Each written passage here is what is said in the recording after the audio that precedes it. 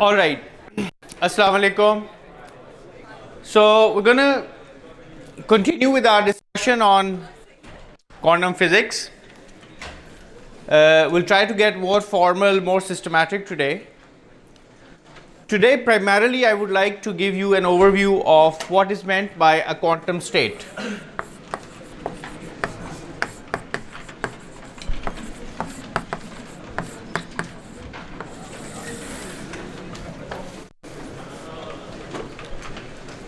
So what do you mean by a state?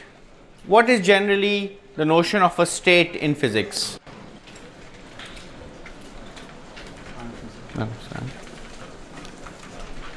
Have you ever come across the word state? It's a configuration. Good. We generally talk about phases of matter: liquid, solid, gas, plasma. These are also called states of matter.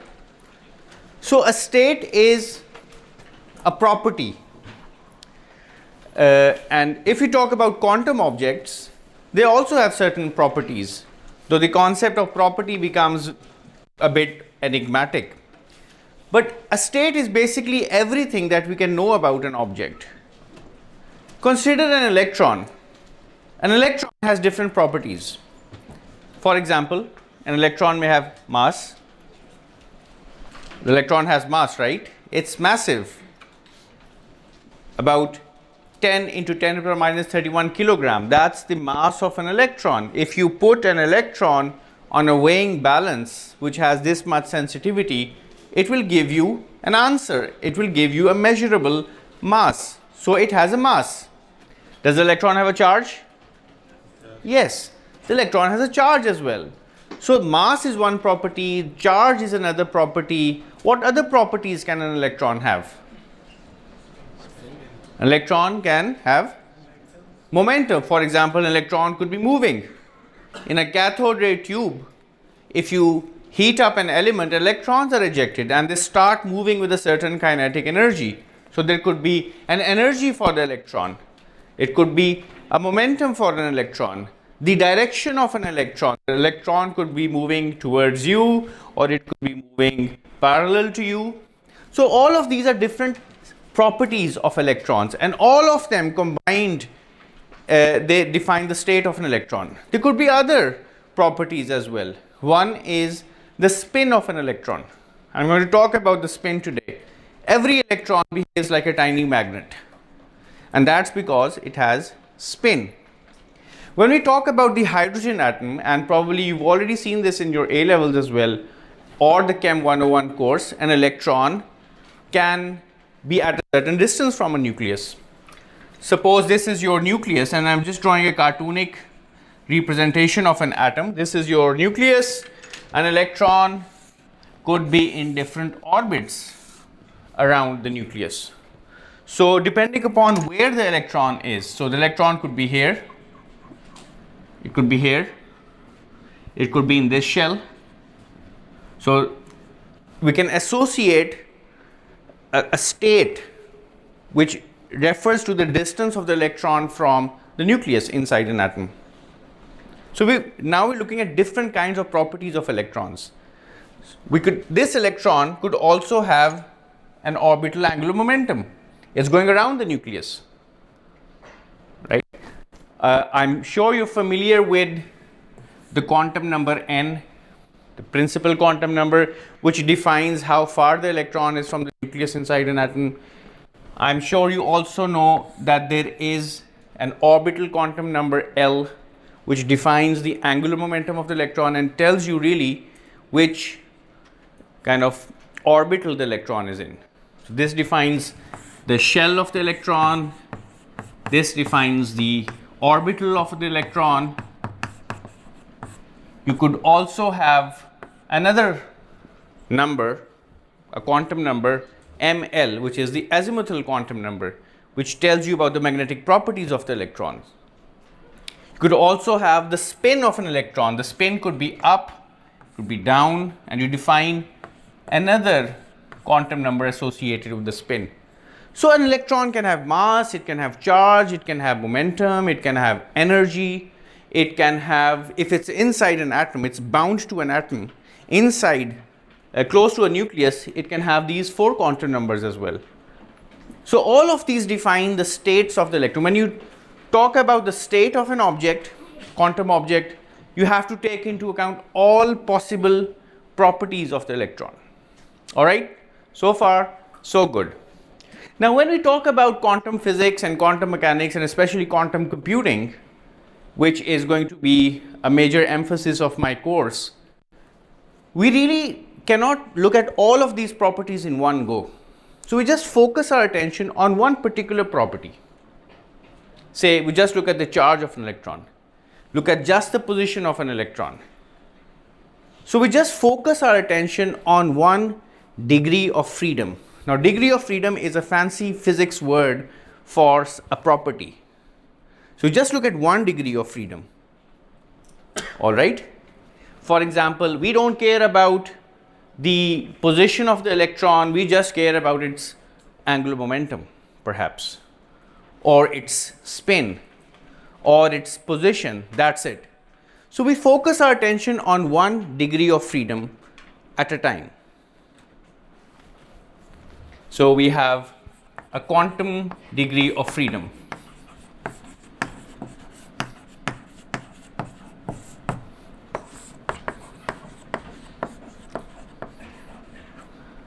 For example, let's consider one property at a time, and just the property that I'm going to kind of motivate is the spin of an electron. So I'm just focusing on one degree of freedom, and that's called the spin of an electron. Now what is the spin of an electron? Now let me motivate the idea of a spin through an example. Suppose I have a charged particle of charge q, and it's going round and round in circles about some center. So it's going around in a circle. So whenever you have moving charge, what does this make up? What is a moving charge called? It produces a current, right? So associated with this speed of the electron, there is going to be a current. All right. Now suppose the radius of this circle is r. All right. Now if I knew the speed and I knew the radius, can I predict how long will it take for the electron to go around in one complete circle? Yes. So what would that time be? Let's call that the time period of the electron. That time period is going to be equal to, exactly, it's going to be equal to 2 pi r over v. Now if I know the charge, the amount of charge, which is q, and I know the time period the electron takes to make one complete round, can I predict what the current is going to be? So how can I find out the current with this time period? It's going to be q over this time. So q v over 2 pi r.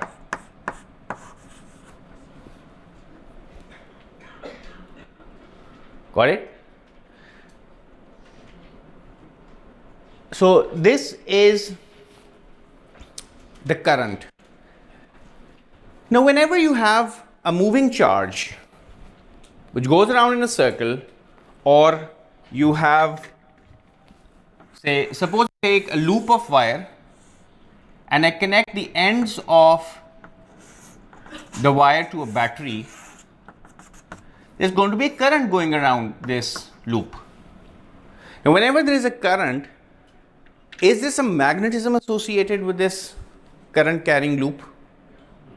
Right. So this loop tries to now act like a tiny magnet. It's going to produce a magnetic field. Correct?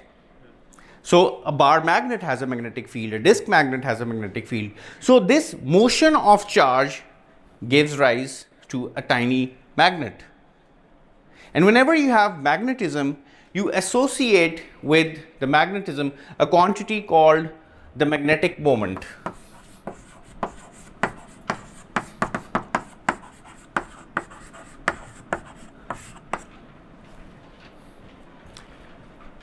which is a kind of strength of magnetism. Higher the current, higher will be the magnetic moment. Right? Strong magnets will have large magnetic moments. And the definition for a magnetic moment is that I take the current I and I multiply it with the area of this circle. And the product is now called a magnetic moment denoted by mu.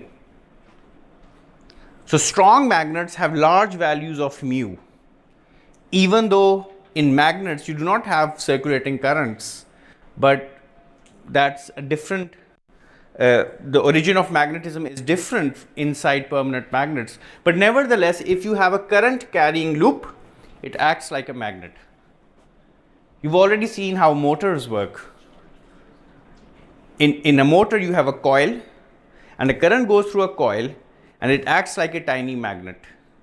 And when it's placed inside an external magnetic field, it starts to turn. That's how a motor works. Now, associated with this current, there is a magnetic moment. Larger the current, bigger the radius, bigger will be the magnetic moment. Now, associated with this current, that which is produced due to an electron going around in a circle, there has to be a magnetic moment as well. So that magnetic moment associated with the electron, which is going around in circles, there is going to be a moment, and that moment is going to be qv 2 pi r multiplied with pi r squared, which is q over 2 vr. Got it? Make sense? Now what if so does this combination of speed and radius sound familiar? In your mechanics course, you must have come across a physical quantity that has v and r in it. It's angular velocity. So if I were to, how would I convert this into momentum of some kind? If I multiply with the mass here, I need to divide with the mass as well. So this quantity mvr is identified as another quantity in physics. What is mvr equal to? It's the angular momentum. So mass velocity is the linear momentum, you multiply it with the radius, you get angular momentum. So I can write this as q over 2m L. So now there's a relationship between magnetism, which is the magnetic moment, and angular momentum. Whenever you have a charged object going around in a circle, then this current gives rise to a magnetic field. And this current carrying loop starts acting like a tiny weeny magnet, a very small magnet. Okay, it's tiny, but still it's magnetic. Now, is this a vector? This is a vector, so I can put a vector sign on top of it, and magnetic moment is also a vector. So whenever I have orbital angular momentum, I get magnetism, I get a magnetic moment. Now, a magnetic moment really means that there is a magnetic field associated with it. Suppose I were to redraw this loop here. Let me give a perspective view to this loop. Now here is a positive charge. Let's suppose for a minute that we have a positive charge moving around in this direction. The angular momentum is in this direction, and parallel to the angular momentum there has to be a magnetic moment. So this magnetic moment, so the orbital angular momentum is pointing downwards, right? I take my right hand, curl my fingers in the direction of the motion. Remember, it's a positive charge. I get an orbital angular momentum, and parallel to this orbital angular momentum, I get a magnetic moment. And I can visualize in my mind that this loop is similar to a tiny magnet. And just for simplicity, I'm drawing this bar magnet here. This bar magnet has a magnetic moment pointing from the south to the north pole in this fashion. And it produces a magnetic field of its own. That magnetic field going around in loops in this fashion. Sorry. So this current carrying loop produces a magnetic field. If I were to consider a negative charge, which an electron really is, then I just have to modify this Q, replace it with a negative number. So I will write mu equals minus the charge on an electron, the mass of the electron, 2me, and the orbital angular momentum of the electron. All right, got it? So whenever I have a moving charge, a moving electron, it produces a magnetic moment. And I can plug in the values for the charge on electron, the mass of the electron, and find out what the magnetic moment is going to look like. Yes, please. The negative sign is because the magnetic moment points in the same direction as the angular momentum of a positive charge. Right. So for an electron, it just flips. Now, we also know, if you recall from your Bohr's model, L is also quantized. We'll talk about this. When L is quantized, this is also going to be quantized. This ratio here is, it can be calculated, right? You know the mass of an electron, the charge on an electron, you can actually calculate and give a number to this magnetic moment if you knew what the orbital angular momentum is going to be. For example, if you talk about the hydrogen atom, if I were to take L equals 0, the s orbital, there is no orbital angular momentum.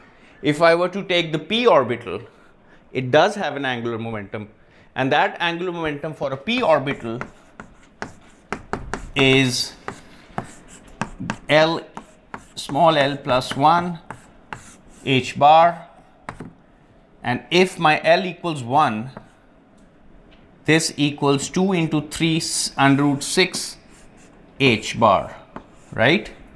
So I can insert this value in here. I know all the fundamental constants. I can find out what the Bohr what the magnetic moment is going to look like. So whenever the electron has an orbital angular momentum, it's moving around in a circle, it gives you a magnetic moment. Any questions? So far, so good. Yes, please. You get this formula here. So Q can be positive. Positive charge is positive. For a negative charge electron, it's negative. That's why I put it in a negative sign over there. Now, yes, please. Here? Yes. So this is how if you have an electron inside an atom and I'm taking the Bohr model, this is what the orbital angular momentum looks like. Yes, please. Okay, so in p orbital, the number of electrons are can be low or can be high. They are subject to change. So will the angular momentum or the specific formula will change, like keeping in mind the number of electrons? So all the electrons inside the second shell will have the same value of small l. They will have different values of ml or ms, but all of the electrons in the same shell will have the same value of small l. Yes, please. Sir इधर जहाँ पे हमने e लिखा है और negative sign bad लगाया है, तो यहाँ पे हम e की वैल्यू दोबारा माइनस लेंगे. Positive लेंगे. Positive. I'm assuming this to be positive now. Yes. So what is the magnitude? Magnitude. So what does the magnet show? What is the? What does the magnet show that you just made over there? So I'm just indicating that there is a magnetic moment pointing in a particular direction. I can imagine that this is being caused by a magnet, and if it were being caused by a bar magnet, this is what the orientation of the bar magnet would be. Yes, please.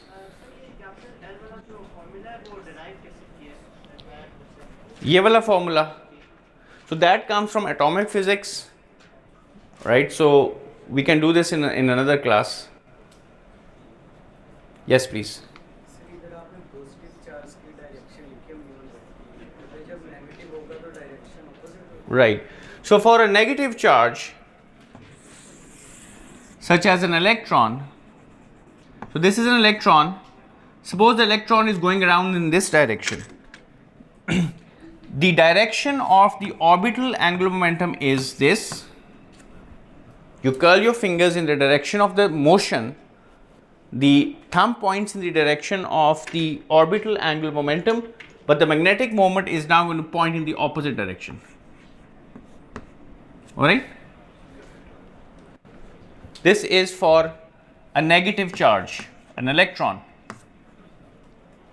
Got it? Yes, please. Sir, is there any particular reason कि आपने सिर्फ p orbital के लिए angular momentum को formula derive किया? मैंने drive तो कुछ भी नहीं किया अभी. नहीं, there's no particular reason. So, what is the case of s orbitals or d orbitals? For s orbitals, s, p, d, f, 0, and so on. Okay, let's move on. Now, what do we learn from this? Yes, please. So why is there a change of direction in E electrons? Because of this formula here, this q can be positive or negative. If it's negative, then the two vectors are anti-parallel. That's it. I think I have to move on. Something crucial, please do ask. Where does that 6 come from? Sorry? It's not 6, it will be 2. It's 1 plus 2. Oh, sorry. 1 into 2, under root 2. Sorry. Yes, please. Okay. All right. Now it happens that even if we had an electron which did not have an orbital angular momentum, an electron that does not have an orbital angular momentum, even such an electron acts like a magnet. So even if we had an electron for which this number L was 0, for example, the electron inside the K shell of a hydrogen atom, no orbital angular momentum, even such an electron has a magnetic moment. Got it? So every electron, whether it has orbital motion or no orbital motion, it acts like a tiny magnet. And this was a famous experiment done in 1932 by Stern and Gerlach. You can read about it. But this is an observation, an experimental observation, that electrons, even if they had no orbital motion, they were standing still, they would still act like tiny magnets. All right? Now, in such a case, we would like to be motivated by the same formula and would like to come up with a magnetic moment associated with and associate with it an angular momentum. What we've done here in this derivation is, first of all, we've proposed that whenever there is orbital angular momentum, there has to be a magnetic moment. Now we're going the other way around. An electron on its own always carries some magnetic moment. Therefore, it must have some angular momentum, some quantity that is similar, that has the same dimensions as angular momentum, even though it's not associated necessarily with any motion, with motion of any kind. So what we would like to do is, we would like to write mu as being proportional to some angular momentum. Let's call this S. Now, why is it angular momentum? Because it has the same dimensions as angular momentum. But it's not really motion in the normal sense of the word. This property of an electron is called spin. And we can write a formula similar to this formula here.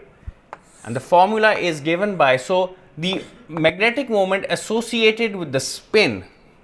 This is the magnetic moment associated with the orbital motion. We can write down the magnetic moment associated with the spin in a similar fashion.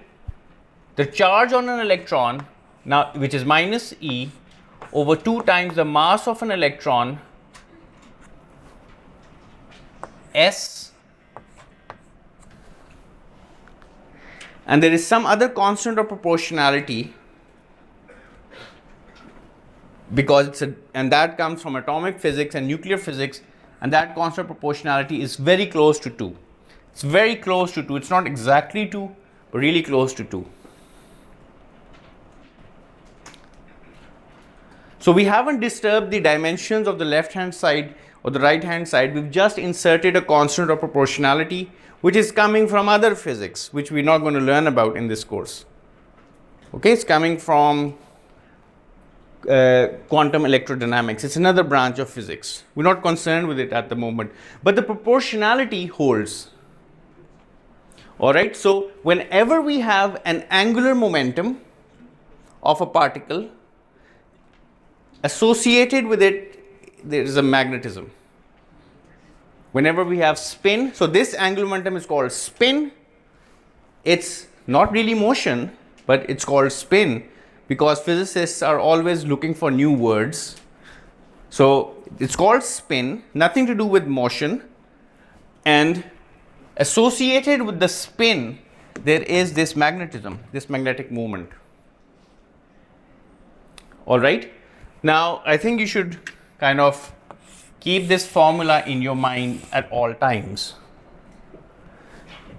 Now, what happens is, if I were to draw a cartoonic representation of an electron, this is my electron, no orbital motion whatsoever. It still has some spin, some angular momentum spin, which is called spin, nothing to do with motion. Spin is just the nomenclature that we use, and associated with this spin, it also has a magnetic moment, mu s, which I've written over there. Got it?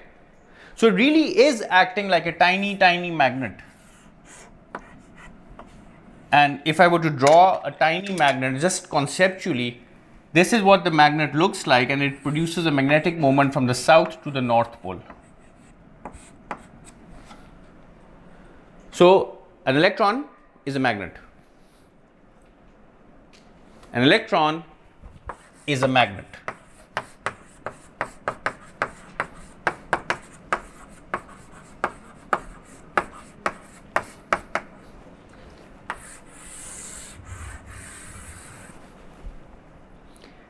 And before I take your questions, one last point I would like to make in this direction is that since we're talking about quantum mechanics, quantum physics here, this spin is quantized, which means it can only take 2 discrete values, 2 kinds of discrete values. And I would refer to this quantum number that you might have already seen in your chemistry class, MS. This has a value of 1/2. So S, if I were to take the magnitude of this, it's a vector, so I'm taking a magnitude, can have only 2 possible values. It could be plus h bar by 2,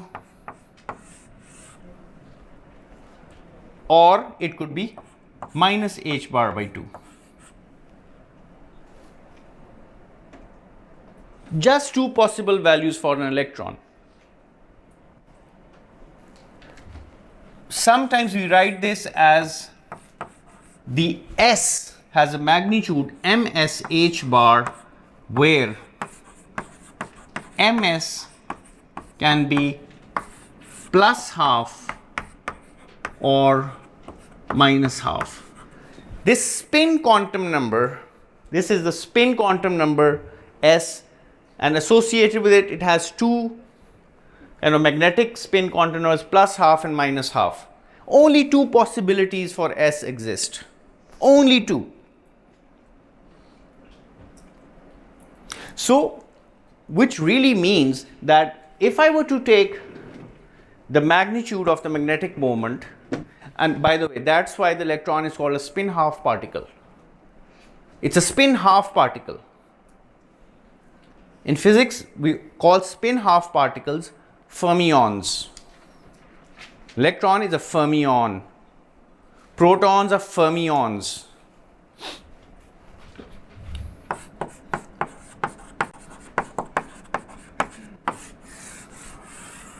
So an electron is a spin half particle. And since it's a spin half particle, we can now, since we know the magnitudes of S, we can also find the possible magnitudes for the magnetic moment. We just plug in the values over there. So for an electron, the magnitude of the magnetic moment could be plus minus 2 E over 2 times ME H bar over 2, the plus minus, or you could write minus plus or whatever, right? I can do some fortuitous cancellations. This turns out to be plus minus H bar over 2 times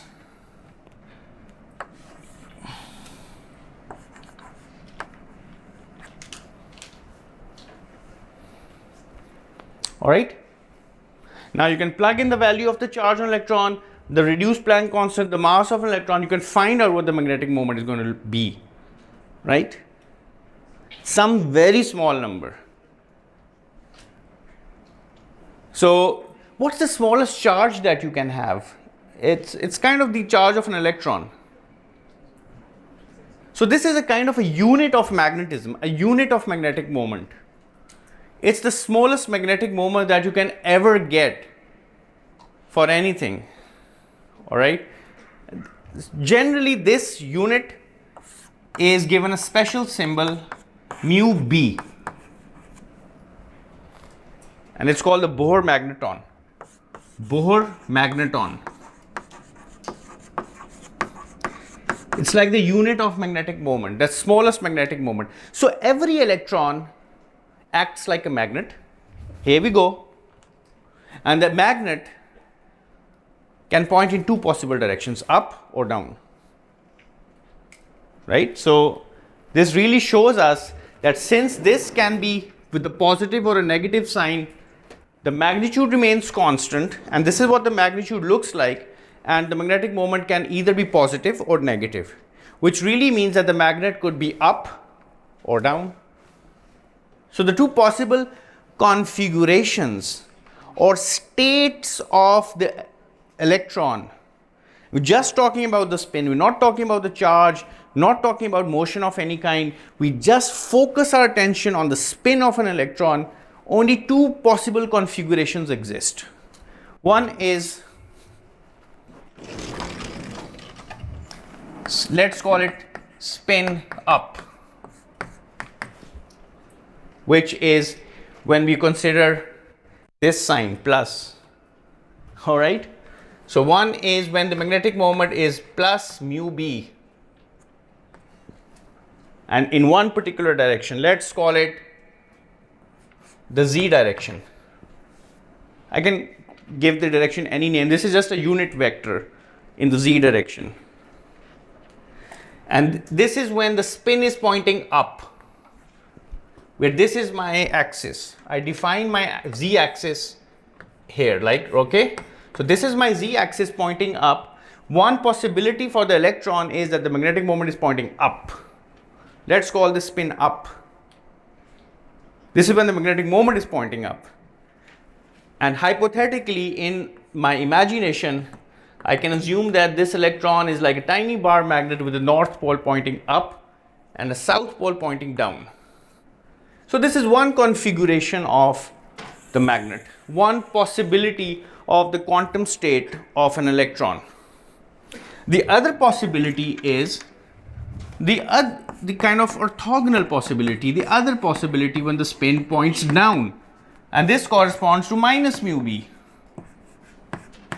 pointing in the negative z direction. This is when the spin is pointing down. Now I can imagine that my hypothetical magnet has the south pole pointing up and the north pole pointing down. Right? So these are the two configurations of the electron. And okay, just considering the spin of an electron, that's our degree of freedom that we are interested in for this particular problem. And there are two possible states: spin up, spin down. Let's call one of these states, let's give it a label. We don't want to keep on drawing arrows. Still, we can keep on drawing arrows, but let's give it a label of our choice. Let's call this the state 0. This is not the number 0. This is a label 0. Because we are accustomed to using computers and Boolean logic, which is based upon zeros and ones. So let's give this spin state a label 0. And let's give this spin state a label 1. Alright, and now we're dealing with quantum objects. An electron is a quantum object, and we're dealing with spin, which is a purely quantum mechanical phenomenon. No Newton can explain this. No Huygens can explain this. In the pre-quantum world, this could not be explained. This is a purely quantum mechanical phenomenon. Alright, since we're dealing with quantum states, and these are quantum states, so this engineer, this kind of genius engineer, Dirac, came up with this notation, which really speaks a lot, because the notation here is very powerful, as we will soon realize. So he proposed that when we talk about quantum states, let's put these labels inside these, as I mentioned in the previous class, kets. Let's call this state ket 0, and let's call this state ket 1. So these are quantum states associated with the spin of an electron, and we're only concerned with the spin of an electron. Now, if we just have the spin of an electron, we are dealing with two possible states, 0 and 1, ket 0, ket 1. Such an object which has two possible configurations is, in normal computer language, we call it binary, right? But this is quantum binary. Quantum binary, so we call it qubit. This is a quantum bit. A bit can be 0 or 1. This is a quantum bit, so let's call this a qubit. All of this is now our qubit.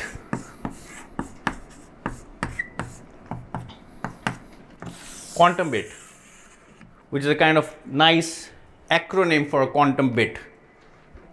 Two-level quantum system is called a quantum bit.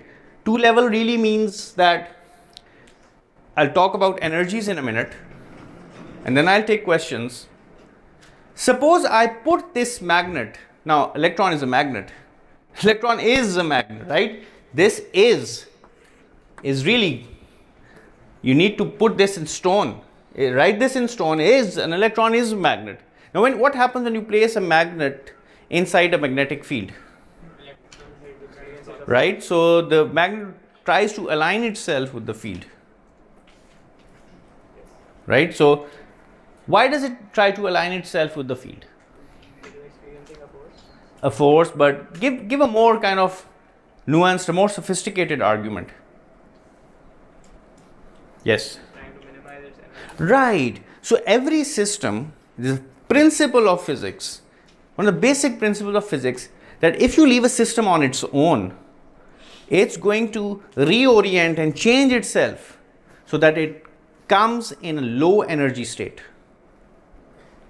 So when I apply a magnetic field, suppose this is my magnetic field pointing up, it's coming from some magnet, big magnet, and if I were to have my magnetic moment, the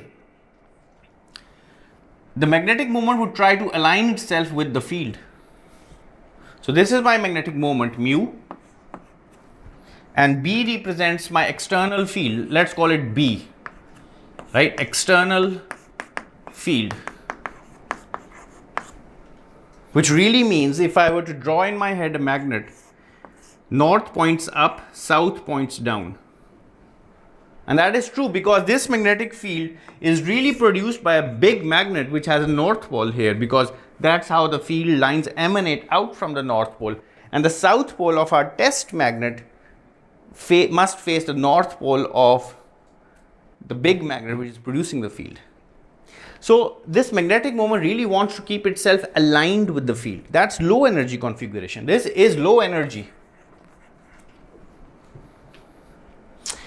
On the contrary, if I have the same magnetic field, B pointing up, and the magnetic moment points in the downward direction, this must be a high energy configuration. Wouldn't it be a high energy? It's going to be high energy, higher in energy. So this quantum state, say, let's call this quantum state ket 0. Let's call this quantum state ket 1, because suppose this were an electron. Ket 0 has a lower energy than ket 1. So if I were to, it's customary to plot energy levels on a diagram in which one kind of ring, one line represents a low energy and another line higher above represents a higher energy. So this is my energy axis. So this is ket 0, this is ket 1. So that's why we call a qubit a two-level quantum system. It has two levels, a low energy and a high energy state.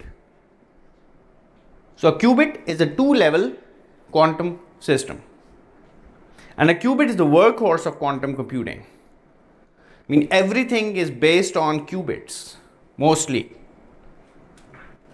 So now I've given you an introduction to an example of a quantum state. I've introduced the ket notation, and I've really given some energetic meaning to this as well. So what I've done is I've talked a little bit about the physics. The electron has spin, the spin gives rise to a magnetic moment. That's physics. But then I've introduced these labels. And when I introduce these labels, I can forget about the physics. I can treat this as a computer science problem. So that's how you this is why this is called quantum computing. So I can take a few questions, and then we'll take a short break, and then we'll continue. Questions, please. Someone from the back, yes, please. Why does opposite directions of mu and B imply a higher energy? Well,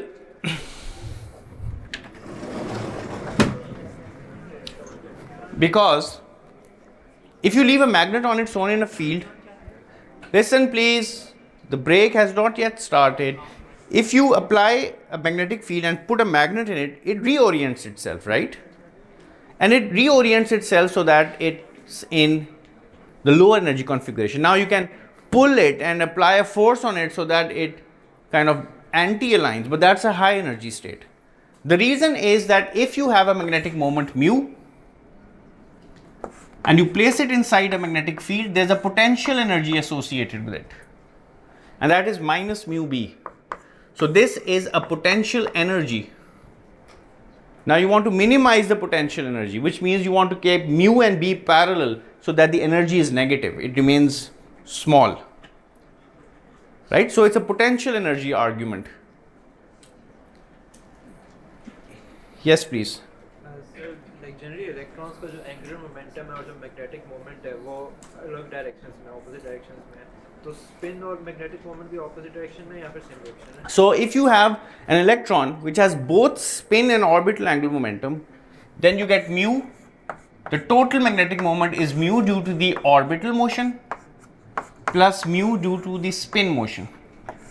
लेकिन just the spin motion भी जिस तरह वहाँ पे drawing है for the spin ऊपर की तरफ है और मैग्नेटिक मोमेंट नीचे की तरफ. लेकिन वो तो और कॉम्प्लिकेटेड भी हो सकता है ना कि L could be higher some, like it's not moving, सिर्फ स्पिन कर रहा है. सिर्फ स्पिन कर रहा है तो this will be zero.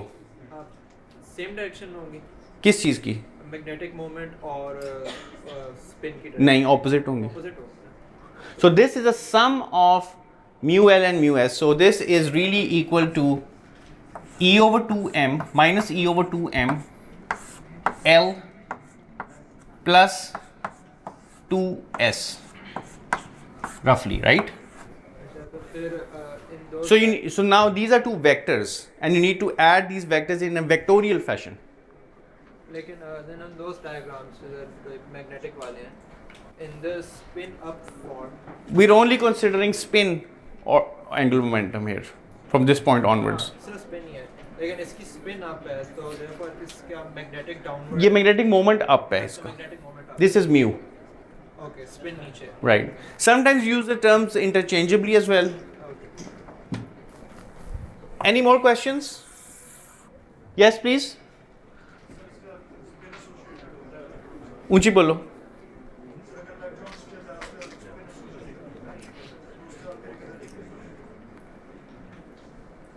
Yes, please. There was a question over there. All right. So now let's take a 10-minute break, precisely 10 minutes, and we'll be back here, right? So we'll start in 10 minutes. All right.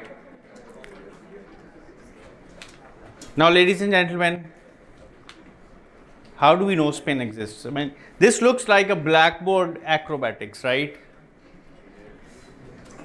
Does spin really exist?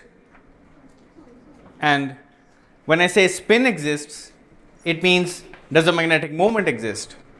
So sometimes I will use the word magnetic moment and spin interchangeably because one leads to another. All right. So how do we know that a spin exists? We need some experimental verification for this.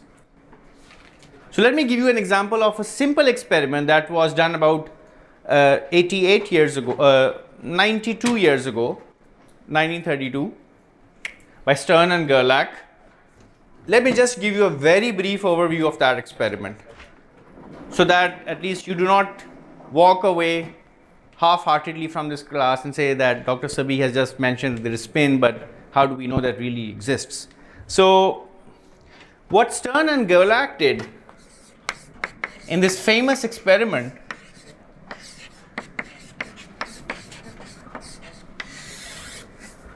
they took an oven,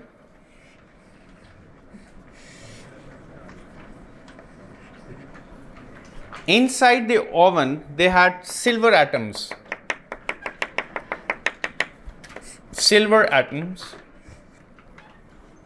and they heated the oven,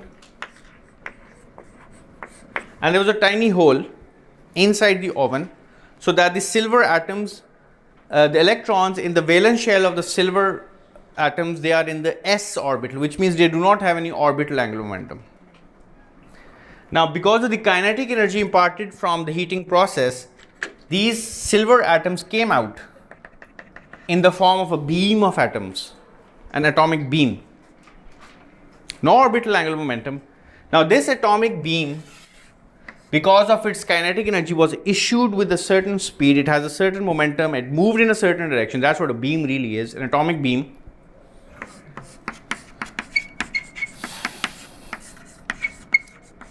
And then this beam of atoms was kind of passed through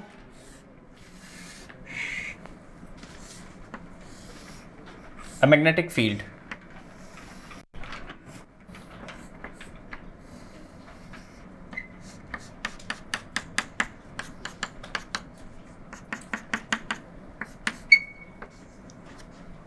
And the magnetic field was inhomogeneous. Inhomogeneous means really that if you have two very large magnets, the magnetic field lines are all pointing in the same direction. So is the Earth a magnet? The Earth is a big magnet. So I have magnetic field lines on the Earth. So the magnetic field lines standing here, they would have a certain orientation. Say, by the way, in Lahore they're slightly oriented at about 30 degrees from the horizontal plane. It's called a magnetic inclination. So magnetic field lines, and all of the magnetic field lines are all parallel, and the magnetic field line doesn't change much in a small area. That's what is meant by homogeneous field. It's the same everywhere, both in magnitude and in direction. But in this case, an inhomogeneous magnetic field was produced, which means the pole pieces of this magnet were slightly curved. One was concave, the other was convex. So the magnetic field lines pointed in some strange fashion, and if I were to draw the magnetic field lines, this is what they would look like.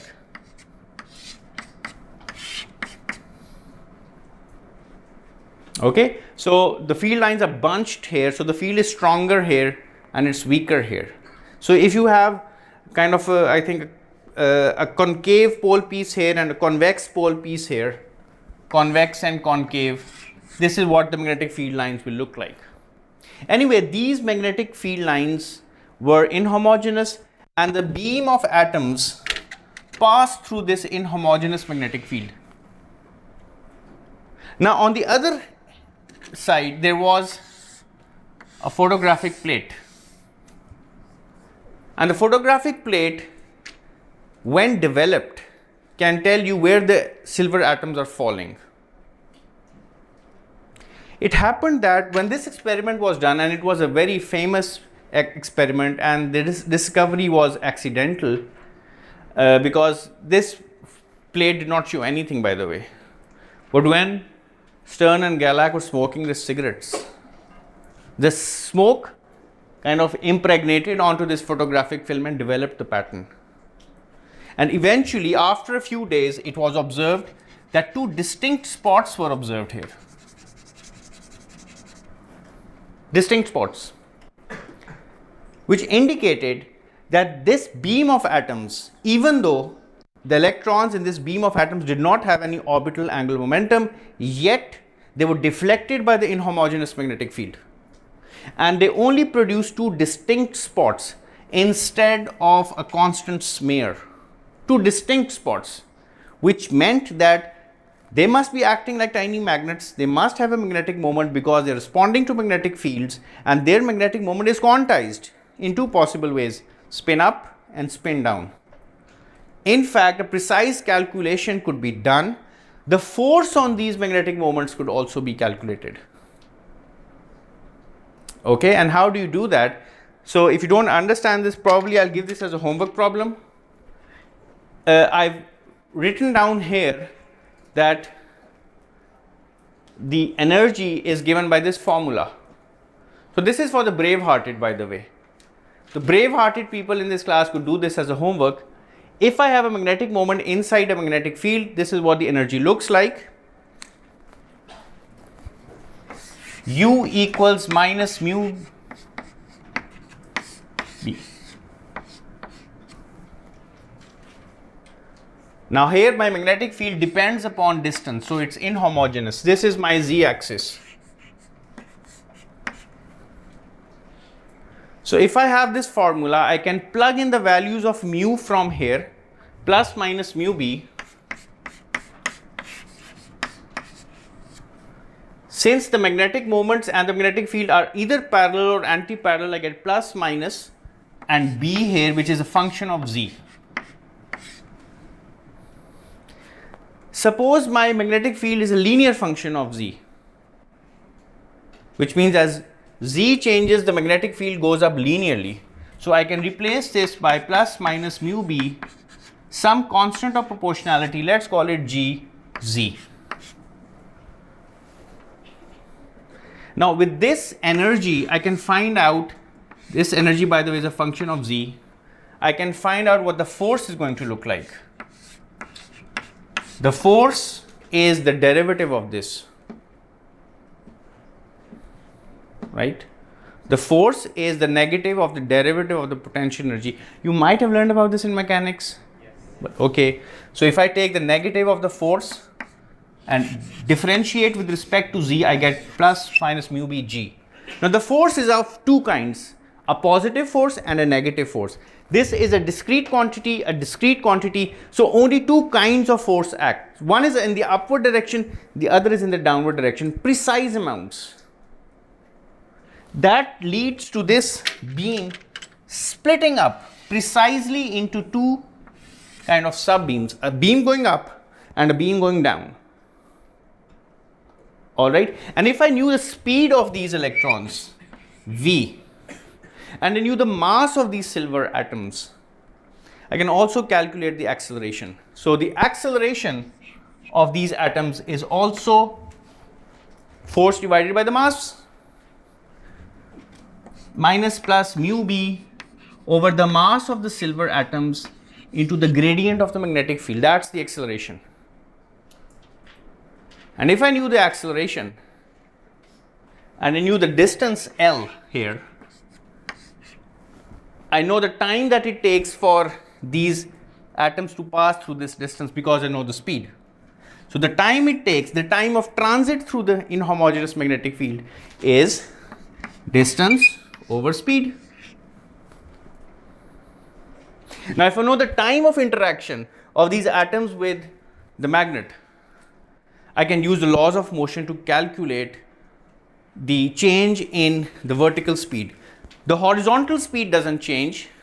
The vertical speed, however, changes. Vy changes from 0, it goes to at. Acceleration times time. Right? Acceleration is this minus plus mu b over m g L over v. So when the atoms come out from this region, they have a vertical speed Vy. And you already know the horizontal speed V. You can read, and from this point onward, the B moves in a straight line. The angle will be Vy over V. So you can find out the angle, the position that you expect. If you knew this distance, you can find out the precise position. This is how physics works, really. Simple, no calculus, really. Simple algebra, simple mathematical intuition.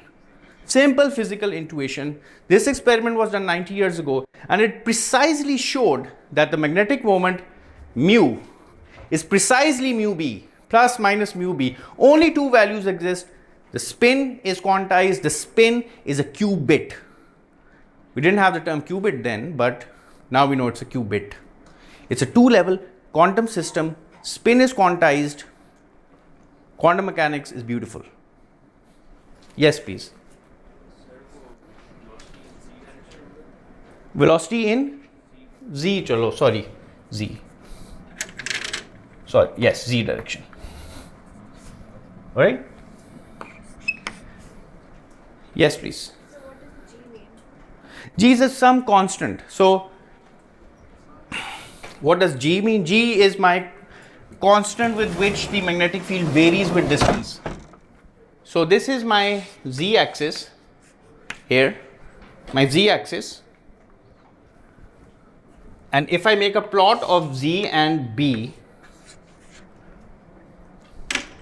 my b goes up, z goes up, b goes up. The slope of this line is g. That's the degree of inhomogeneity of this field. Okay. Yes, please. So why were they expecting it to be this near? Because they didn't. I think it was mechanical perturbations, but they were not by any means expecting two precise distinct spots. All right. Any more questions about this? Let's move on now. So we've looked at one degree of freedom. That degree of freedom is the spin, right? The spin qualifies as a qubit. The spin is one physical way of implementing a qubit. But there are other implementations of qubits as well. So that's why there's no one kind of quantum computer. There are many different kinds of quantum computers depending upon what kind of implementations do you employ. Do you get what I'm trying to say here? So if I were to ask you, what does a computer look like? It looks like this. Every laptop looks roughly like this. A semiconductor circuit, electronics inside, everything looks like this. That's what every smartphone looks like. So all conventional computers are implemented by these semiconducting circuits. But if one were to ask, what does a quantum computer look like? There's no one answer. It depends upon how you implement your qubit. Here we're implementing a qubit using the spin degree of freedom of an electron. But you could use the spin of a proton, the spin of a neutron. You could use other kind of physical systems as well. You could use ion traps, you could use light, you could use waves, anything else. Let me give you another example now. And that example is from light. So the second kind of physical implementation I would like to introduce is light. And light is made up of these kind of tiny units, quanta, called photons. Just like electron is a kind of unit, and we can talk about single electrons, we can talk about single photons. So light is made up of photons. That's what I would say at the moment. Light is made up of photons. Light is photons. A very simple sentence, but a world of meaning hidden in it. But nevertheless, let's talk about photons. Now, if you look at our classical picture of light, and if I were to ask you, what is light? What would your response be? What is light? Is it a wave, electromagnetic wave? Why is it called electromagnetic? Because? It's formed by the perpendicular oscillation of magnetic field and electric field. Right. Because when you talk about waves, in waves something is waving, right? Something is waving in a wave. So what's waving in light? It's an electric field, and associated with the electric field is a magnetic field. So there is, when we see light all around, light is coming out in waves, and those waves are really electric fields that are waving in time, that are changing in time. So if I were to draw a picture of an electromagnetic wave like light, suppose this is the direction in which the light is propagating. Can you see? ये नजर आ रहा है आपको?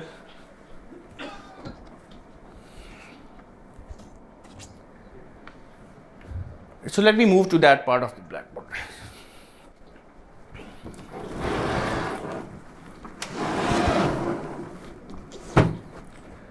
Suppose this is the direction of propagation of my wave.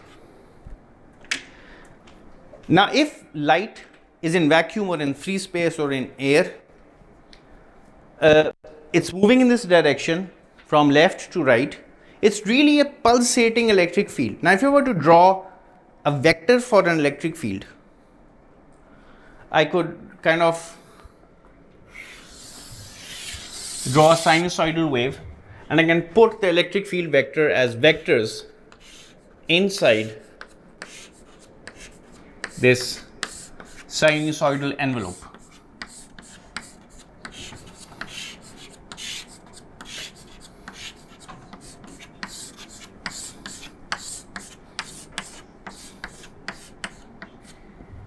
Right. So this E is an electric field and it's a vector. Now what is this? Let's figure out what these, this is my space dimension. Space means physical space. So the object, the wave is coming from left to right. So this is space axis. Space axis means the axis is the space we live in. And so if I were to take if I had a camera, and a very sophisticated camera which hasn't yet been discovered really, which can take a picture of this electric field at one point in time. So light is continuously coming from left to right, and I would take an electric field camera and take a picture of the wave. This is what it's going to look like. And then I were to draw the electric field vectors by these arrows. So in space, this is a snapshot of the wave frozen in time. This is a snapshot taken at one time, and it shows how the electric field has a variation in space. This is a picture of the electromagnetic wave in time. One shutter opens, closes. At one time, this is what the wave looks like. Now this is an electric field. Of course, associated with it is a magnetic field as well, which is perpendicular to this, but I'm not going to draw it because that's not relevant for me at the moment. All right, so this is one possibility for the electric field. The electric field in this case is vertical. But there are other possibilities. There's nothing special with verticality, which means that vertical is not a special direction. Space is isotropic. Isotropy means space is the same in all directions, right? Nothing special about up, down, left, right. Nothing special about verticality. So I could draw another wave, space. Another possibility is that this electric field, instead of being vertical, is horizontal. So now I also draw with yellow color the electric field. So this wave could have been horizontal.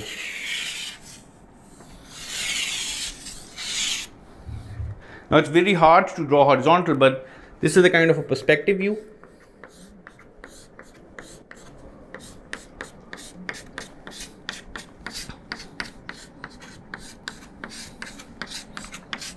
Again sinusoidal.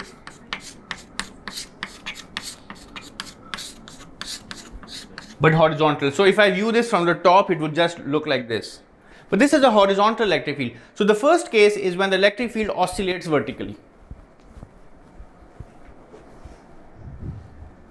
The second case is when the electric field wave is propagating in the same direction, but the electric field is now oscillating horizontally. All right. So this orientation of the electric field is called polarization.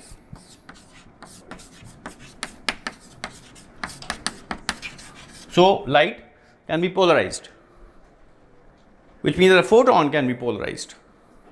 A single photon, if you can attenuate light. Now if I were to consider a laser, for example, so if I have a laser, it produces light, a beam of photons.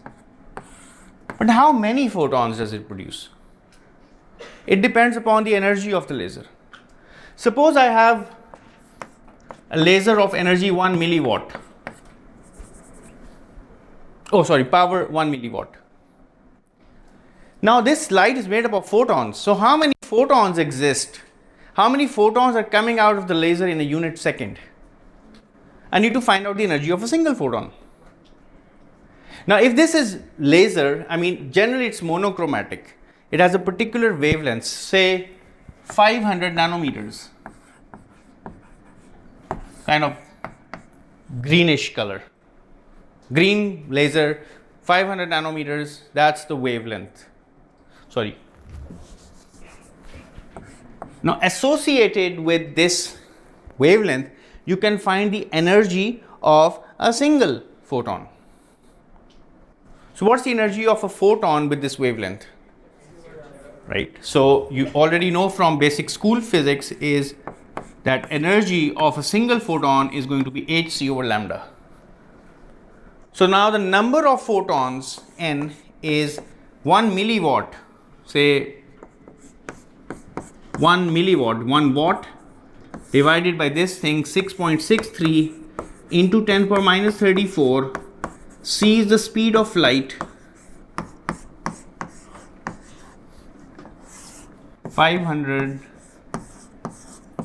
nanometers. So you work this out, just look at the kind of exponents, you'll get a very large number. So there are many photons coming out from a laser, and this is, by the way, a very weak laser, just 1 milliwatt, very weak.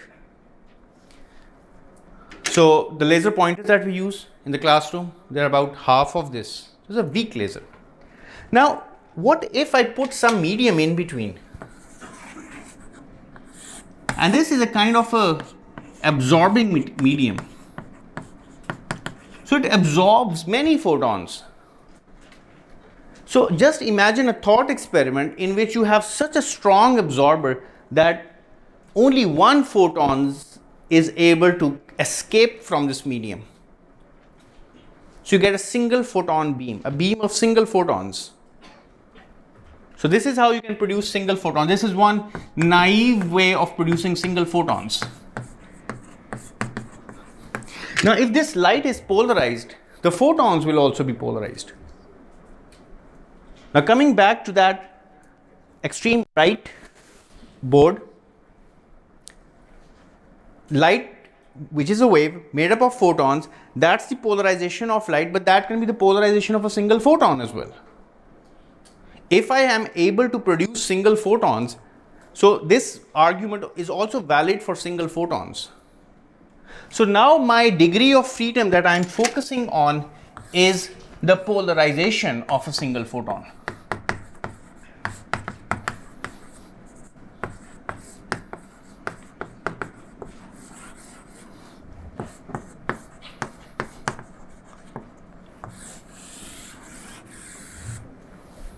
Previously, I looked at the spin of an electron.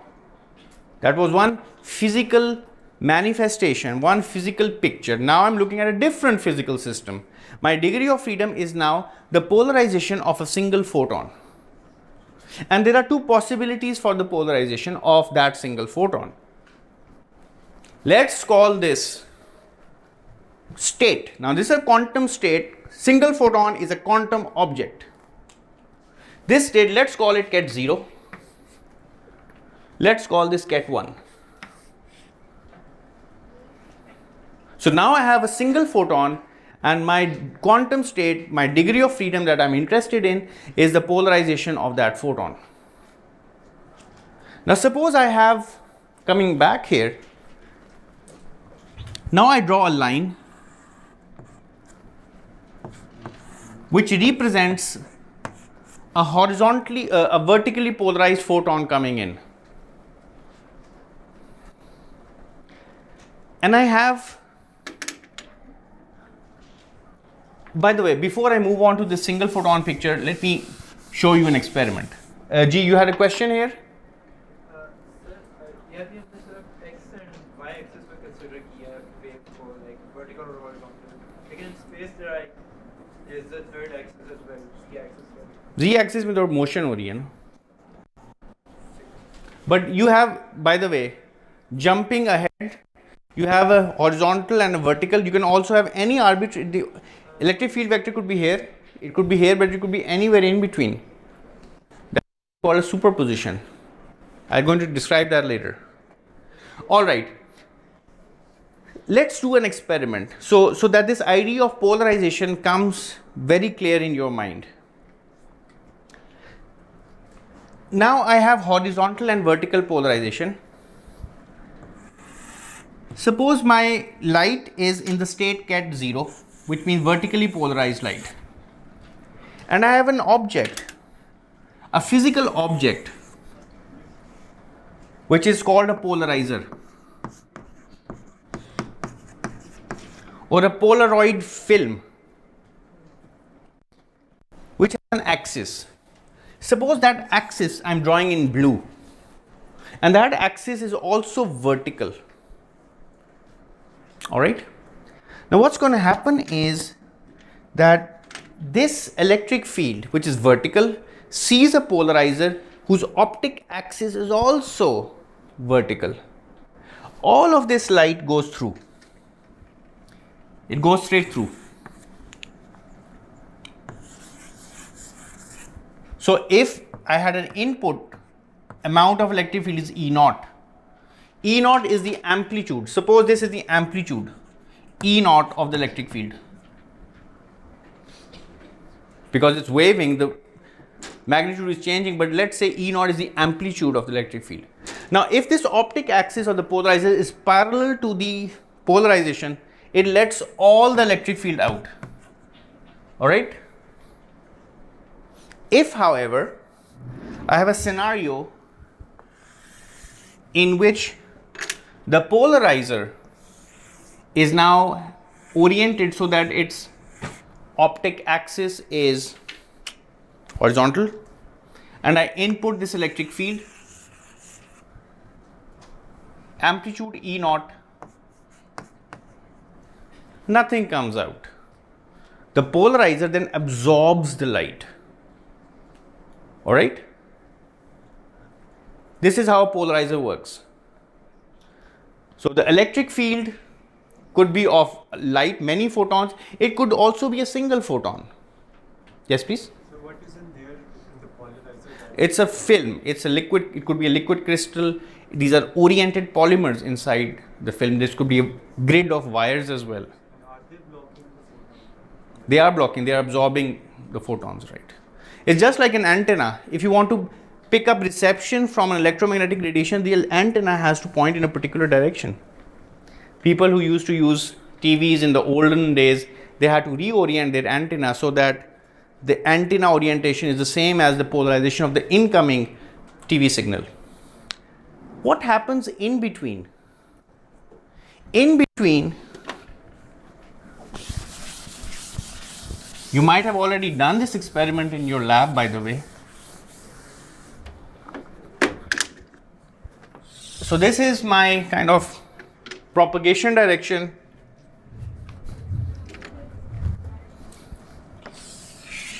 Suppose my polarizer is oriented at an angle theta with respect to the horizontal.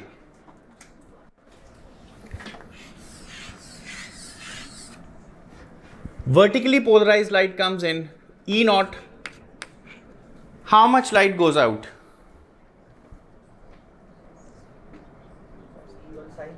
E naught sine theta. So the amplitude of the light that goes out is reduced. Not totally blocked, because this is not horizontal. Neither is it vertical, so that it lets all the light through. So the output is now E naught. The amplitude is now E naught sine theta. Agreed? So this is how you can change the amount of light that comes out from the polarizer. When theta is 0, which means horizontal, output electric field is 0. When theta is kind of 90 degrees, all of the electric field is able to come out. And then if you have a camera at this point or a detector at this point, it measures varying amounts of electric field. But the camera or a detector doesn't really measure electric fields, it measures intensities. And intensities are squares of the electric fields. So I think you should remember this in your physics kind of curriculum, that intensities are almost always squares of electric fields. So if I were to plot the intensity, I would take the square of this, E naught squared sine square theta. So if I would make a graph between theta and the output intensity, and theta is the orientation of the polarizer, I will get a sine square theta curve. This point is achieved when the polarizer is parallel to the polarization. This point is achieved when the polarizer is orthogonal to the polarization. So let's see this in action. What I have here is a very simple demonstration. Just a minute.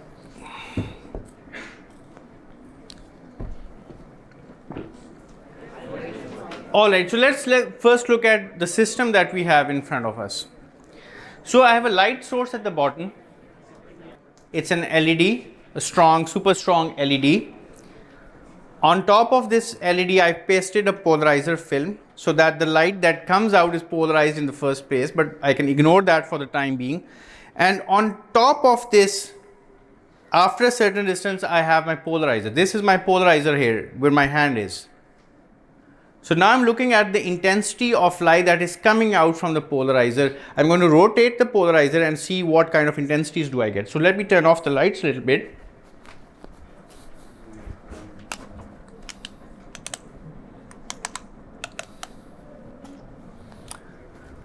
So I'm just taking a top view. This is the light that is coming out from the polarizer. The polarizer is here. I'm going to rotate it, and I would see a variation between light and dark. Maximum light when the optic axis of this polarizer is parallel to the polarization, and roughly not completely dark, but close to dark when the polarizer is perpendicular to the incident polarization. All right, so I'm going to rotate the polarizer. So this is high intensity, so the optic axis is now parallel to the polarization. It's going up. Now it must decrease. It's going down, going down, going down, getting darker, light again. So this is maximum brightness.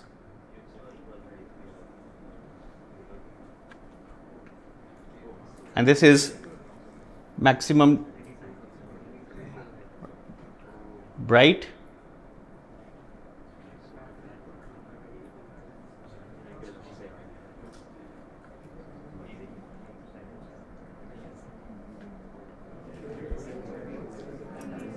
Alright, so this is the maximum darkness that I obtain because the polarizers have a particular extinction ratio. They're not perfect polarizers. Their extinction ratio is kind of finite. This is maximum brightness.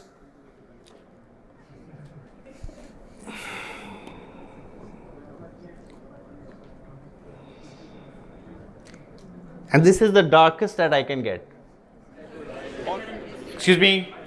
So in my qubit, different manifestations are possible. We've talked about the spin of an electron.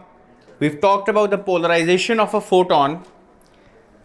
What about the path a photon takes? Suppose I have an object which is like a mirror and it's half silvered. Now photon comes in. If it were a perfect mirror, what would happen to the photon? It would be reflected. But if this mirror is half silvered means a photon comes in, single photon comes in, there's a probability. That's the first time I'm using the word probability in a formal sense. There's a probability that this photon is transmitted, and that probability is 1/2. So the probability of transmission is 1/2, and the probability that it is reflected is 1/2. This is possible. So you silver this mirror in such a fashion with such a thickness of such a coating or such a refractive index that the probability of transmission is 1/2 and the probability of reflection is 1/2. Now I'm looking at the photon, physical object, and the degree of freedom that I'm interested in is whether the photon takes a horizontal path or a vertical path.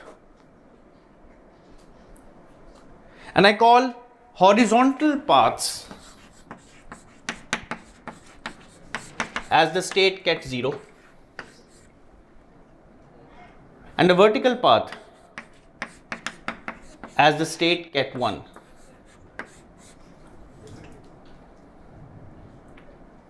Alright, so an input photon comes in a state ket 0 and an output photon can have a state ket 0 with 1/2 probability and can have a state ket 1 with a probability of 1/2. Right? So what is my degree of freedom here? What is my degree of freedom here? What am I focusing on? The path of the photon is my degree of freedom.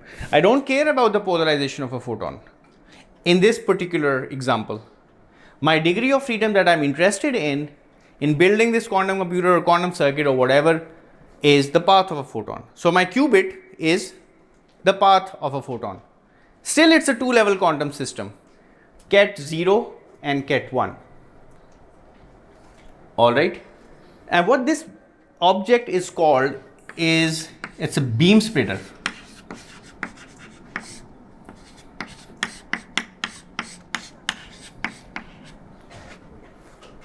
It's called a beam splitter. And what the all right, so now let me I want to finish off this lecture by on a positive note. I have a beam splitter and I place a detector here.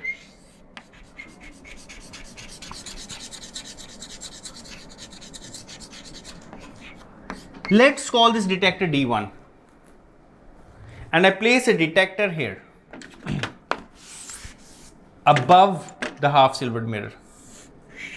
The square of this, E naught squared sine square theta.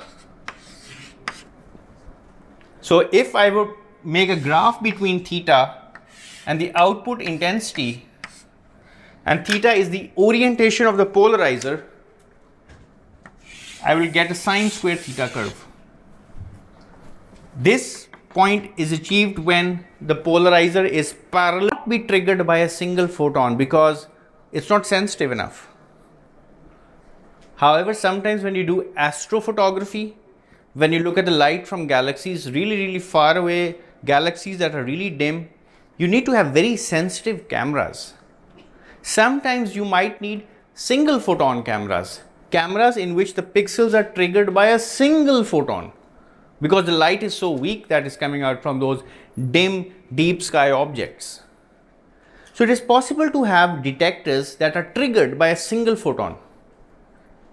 Generally they are called avalanche photodetectors, APDs. And in our lab, in Phys Lab, we have, in our advanced physics lab course, we do experiments with these single photon detectors. So now these are avalanche photodetectors that can be triggered by a single photon. By the way, the human eye is also quite sensitive to light. You need about 100 photons to trigger a signal on the optic nerve. So it's very sensitive, but there are some animals, marine animals, that especially live deep down inside the sea, whose eyes are really sensitive, very close to the single photon trigger limit. Anyway, we have these single photon detectors, and when a photon shines on a detector, it gives a click, right? It produces a pulse. Could be an electronic pulse, could be a trigger that you can hear from the sound through a loudspeaker, some kind of pulse. Beep. One photon comes in, it produces a beep. So these are single photon detectors, D1 and D2.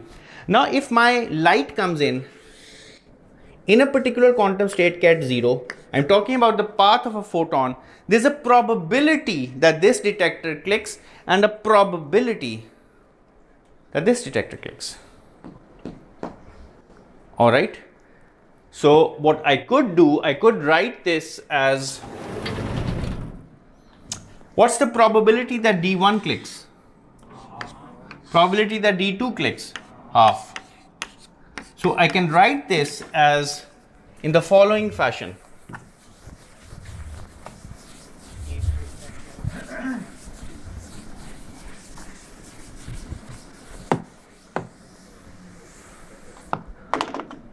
The probability, let's denote the probabilities by capital P in this course.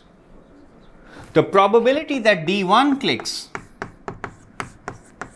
is half,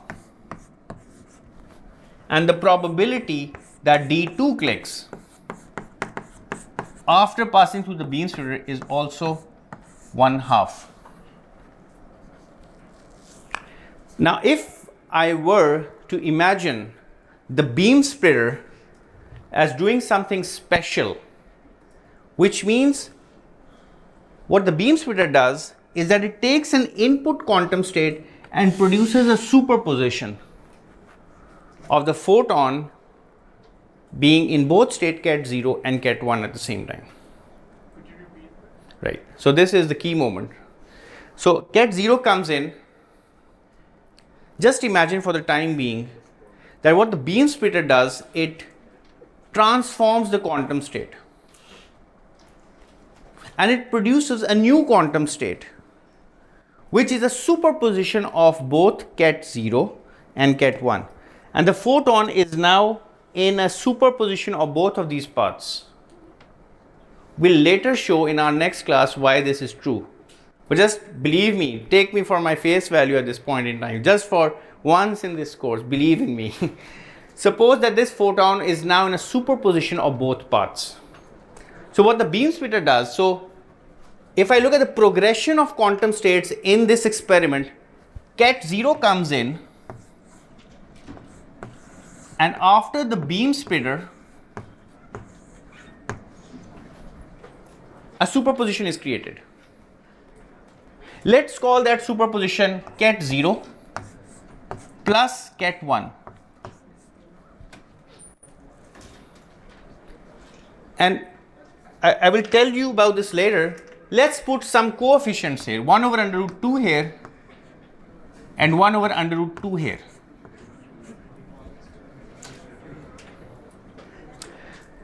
Now if I were to do a measurement, and the measurement now comprises putting in two single photon detectors. 2 minute बैठ जाए, 2 minute बैठ जाए, बात सुने, 2 minute बैठ जाओ. So I just put these two detectors in place. I'm doing a measurement. This is the first time I'm introducing you to the concept of measurement. I have created a superposition here, right? I cannot draw superpositions, but just imagine there is some ghost-like connection between these two paths. The photon is now in a superposition. And I'm doing a measurement by putting in two detectors. What's going to happen is that the act of measurement is going to collapse this superposition into either ket 0 or ket 1, and there's a certain probability associated with collapse into this state and a certain probability associated with collapse into that state. And the probability that it collapses into this state is given by the square of this coefficient, which is 1/2, and the probability that it collapses rather into ket 1 is given by the square of this coefficient. The square is 1/2. So the superposition has now collapsed into either ket 0 or ket 1, or in other words, the Schrödinger cat is found either alive or dead. Before you've done a measurement, the photon was in a superposition. How do you know it were in a superposition? Because this is just kind of my fanciful thinking. In the next lecture, I will show you a modification to this experiment which tells you that the photon must be in a superposition.